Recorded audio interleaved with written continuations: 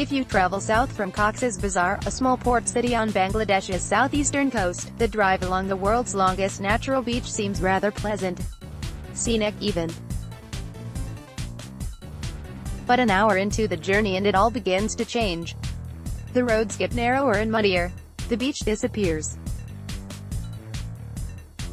And looming in front, as far as the eye can see, is a vast conglomeration of human settlements that ought to be called a city, but is the opposite of one, with its own version of the normal. The first sign of the new normal comes not far from the city's entry point. A young man's body lies in the middle of the street. There are no visible wounds on the body, but blood trickles out of the mouth. An older woman, presumably his mother, bends over him, sobbing, while a small crowd around them is engaged in heated argument.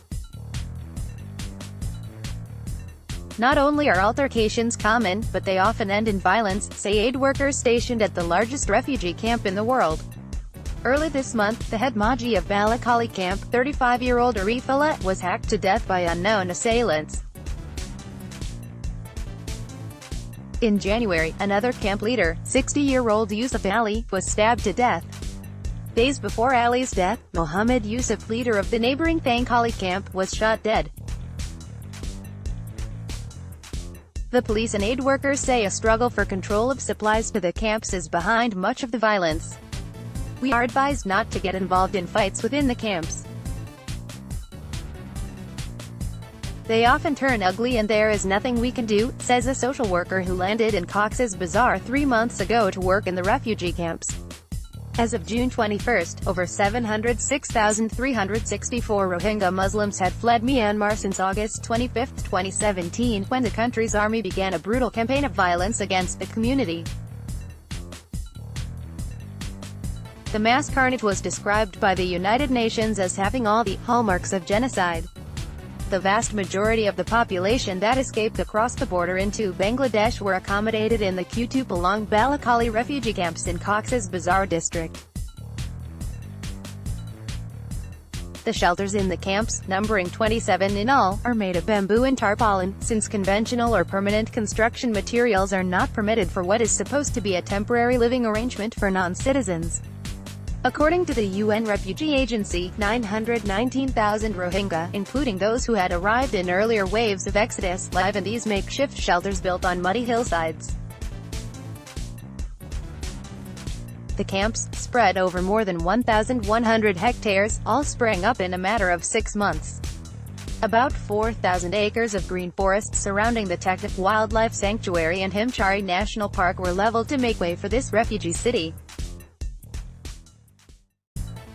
Such rapid deforestation has meant that a city-sized habitation has come up on unstable land that slips and slides every time it rains.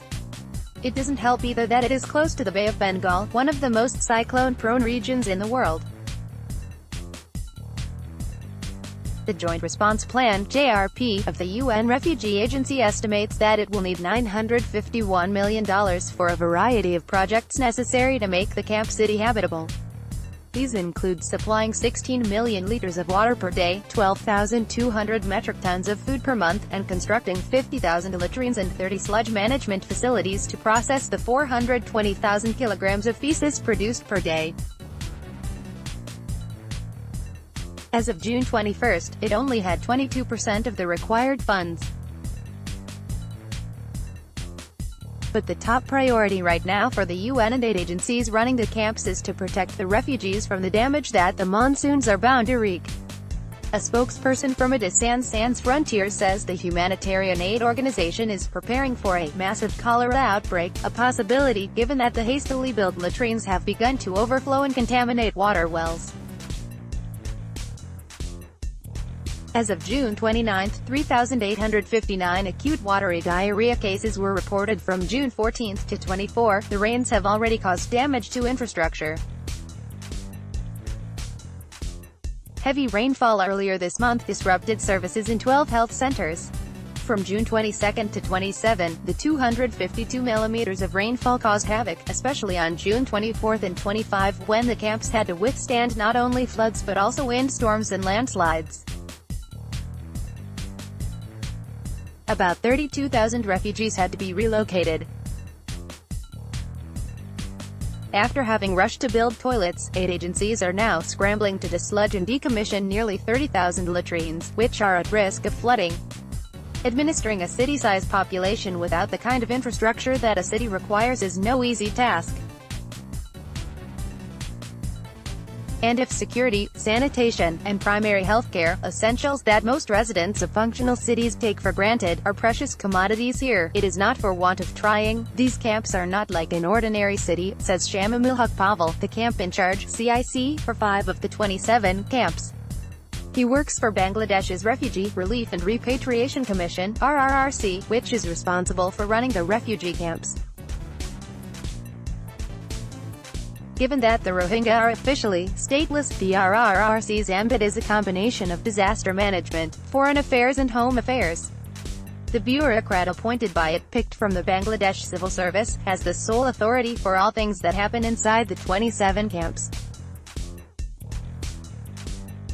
The RRRC's responsibilities range from dispute resolution between families to setting up basic infrastructure and relief coordination between the Bangladesh government, UN agencies and aid organizations. We are building culverts, toilets, roads and hospitals even as they crumble. It's like mopping the floor while the tap is running, says Pavel. The camps have 4 entry and exit points. Even a short spell of rain can cause vehicles to get stuck in the mud. People will have to lay new bricks on the road, literally lay a new road, if aid is to reach the refugees. One of the 4 access points, the Army Road, has been closed till mid-July when bricklaying is expected to be completed. On a drive to one of the camps, Pavel points to an overturned truck. That's from yesterday, he says. The road is so narrow that there is not enough space for people and vehicles. A woman, carrying her baby, was hit by this truck. Both died. Tragedies of this kind have caused strife between the refugees and the host communities living in Ukya, the sub-district of Cox's Bazar where the camps are located. However, daily concerns are not about hostile relations with host communities, they are about resolving conflicts. As foreign nationals, the Rohingya refugees are not allowed to wander outside the camps, let alone look for a job in Bangladesh. But being forced to live in close quarters with thousands of strangers in an overcrowded, fenced-in space that offers very little by way of productive engagement, either for men and women of working age or for adolescents and children, can be complicated. Rohingyas' hope floats on a boat. Families fight every day over food, medicine and space, making the CIC's job extremely challenging. While most CICs get 1 camp each to manage, 3 senior bureaucrats, Pavel, Mohammed Reza and ASM Obaidullah, manage multiple camps. Pavel, who manages the most number of camps, is responsible for 200,000 refugees. On June 7, at around 11 a.m., he walks into his office, a 2-room structure of bamboo and tin sheets. It has a modest wooden table, a fan, and a few windows that make the humidity a little more bearable. His team is working on a cyclone preparedness program, CPP, a critical component of which is to remedy the impact of the storm on the refugees' bamboo tarpaulin shelters. A few of the CPP team members are busy organizing a fire rescue training for the refugees. One fire in one small corner of the camp can burn down the whole place. We are training the Rohingya men to use extinguishers, says Arup Shetramayam, Pavel's deputy. Pavel wants to concentrate all his energies on this task, but a steady stream of refugees trickles into his room, seeking his intervention in yet another crisis in their lives. Faisha, a woman in her early 20s, has a baby in her arms, and is sobbing incessantly as she waits in the queue. When Pavel finally motions to her, she steps forward and narrates to him how the guard at the World Food Programme's feeding center had slapped her. I was in a queue for my ration. He was allowing people behind me to jump the queue. When I complained, he slapped me, she says. It's a, he said, she said, kind of dispute. Pavel, almost as a reflex from having dealt with innumerable such cases on a daily basis, instructs his CPP volunteer to go back with her, identify the guard, and bring him to the CIC office. As she leaves, Phasia points to her swollen cheek as evidence of the incident having occurred, and adds that she is on a Rosa fast to drive home the point that the guard had sinned by raising his hand on someone fasting during Ramzan. But Pavel's attention has already moved on to the next bunch of visitors, a team from Oxfam that wants permission to distribute water purifying kits in Camps 3 and 4, both of which fall under Pavel's jurisdiction. Pavel signs some papers and checks a calendar on the wall to make sure that there isn't a double booking. We have few distribution points in the camp. If we promise the space to one aid agency, and later find out that the place was already being used for some other purpose, there would be chaos, he explains as he turns to the next in line. These are a group of 30 imams. As the makeshift city takes shape, so do makeshift mosques. This is a special time for Rohingya Muslims, who for the first time in many years can observe the holy month without fear of persecution. It turns out that the imams, in white robes and skullcaps, have arrived 2 hours early to meet the CIC, crowding the small office space. Shut the doors and ask them to come back at 3 p.m., Pavel instructs his members as they break for lunch. He lights a cigarette, takes his first quick break of the day, and gets back to work. A CPP volunteer enters Pavel's room, opens a cabinet and pulls out a machete. A man had walked into Pavel's office the day before and handed over the blood-stained weapon that he had used to hack his friend following a disagreement. The friend had suffered grievous injuries but survived. He is in the hospital and will recover. The attacker deposited the machete here and made a confession, says Pavel. Yesterday was a crazy day. The machete man was handed over to the Bangladesh police stationed in the camps. We have kept him under observation but legally he is free, explains Pavel. A people without a country checking crime inside the refugee camps is almost impossible for the administrators. While the refugees are subject to the laws of the country they seek asylum in, the resources needed for policing the sprawling yet tightly packed camps, finding space for prisons, and managing jails and courts are hard to come by. Also, hunting for the suspects among a million refugees who are constantly on the move between the camps is not easy. The staff of organizations that work with refugee communities are trained to handle these situations, says Shelley Thackrell, Communication Officer, World Food Program. We try to address situations as they happen, before they flare up, she says. With the government of Bangladesh, the International Organization for Migration, the UNHCR, and over 100 NGOs getting together for weekly meetings to ensure that communication is smooth, some issues have been settled, Thackrell says. When the Rohingya had first moved, the priority was to provide information about where people could get food, clothes and medicines. Now, the messaging is about evacuation. We tell the community about identified areas for relocation. There is a flag system to guide the way, she says. But everything comes to a standstill when people fight, says Pavel, and that is why it is important to resolve conflicts inside the camps. This is a city of people who have to share with strangers everything from a needle to a house. We have to resolve fights as soon as possible. At least we try to. Our main objectives, building bridges and roads to make sure that aid can reach the camps, will suffer if these smaller disputes are not sorted out. Of course, all the CICs would like to focus solely on building camp infrastructure. But this is not possible as everyday conflicts keep snowballing into violent fights. So, much of their time goes into dealing with quarrels over an extra ration card, a lost bangle, extramarital affairs, or a slap. Next in line to meet Pavel is a young woman, Sabia, who tells him that she had lost her family while fleeing the Myanmar army. She had subsequently found, on arriving at the camp here, that her husband had died, but after taking another wife.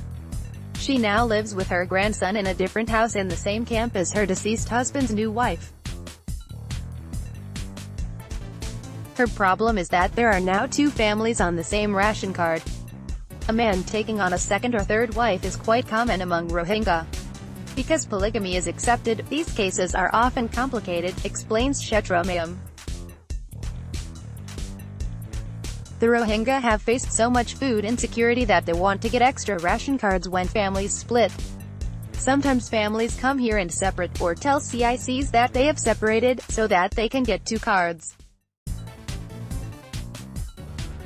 They get more food provisions that way. After Zabia leaves, Pavel explains how he resolved her problem. I told her to go home and get some sleep. There is enough food for everyone here.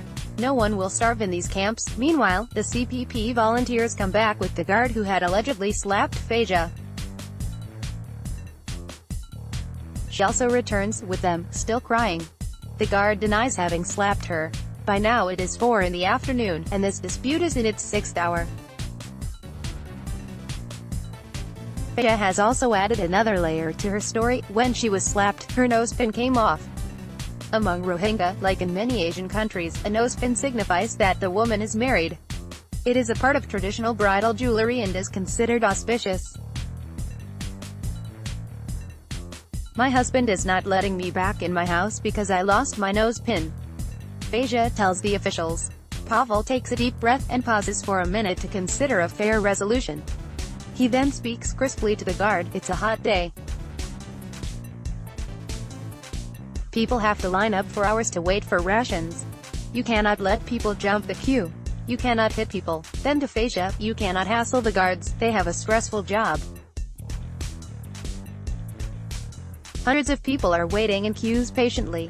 So should you. And finally, addressing both of them about the nosepin, he says, the guard will buy Faja a new nosepin. By 5 p.m., most officials and aid organizations are packing up to leave. They are all heading back to Cox's Bazar city, where the vast majority of the visitors and aid workers live. As they depart each evening, law and order inside the camp deteriorates.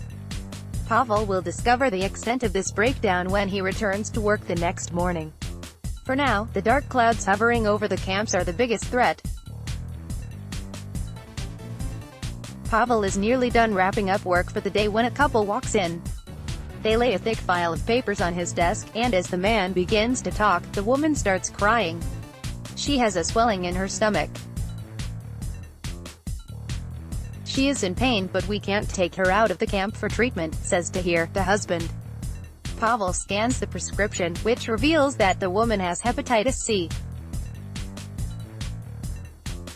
He hands her some cash to get tested at a private clinic, and steps out of his office muttering, we'll figure something out by tomorrow. As we drive back to Cox's Bazar, Pavel remembers the young man we had found lying in the middle of the street. He survived, he says. He was taken to the hospital on time. And what happened to the man who had attacked him? Nothing. Names of the refugees have been changed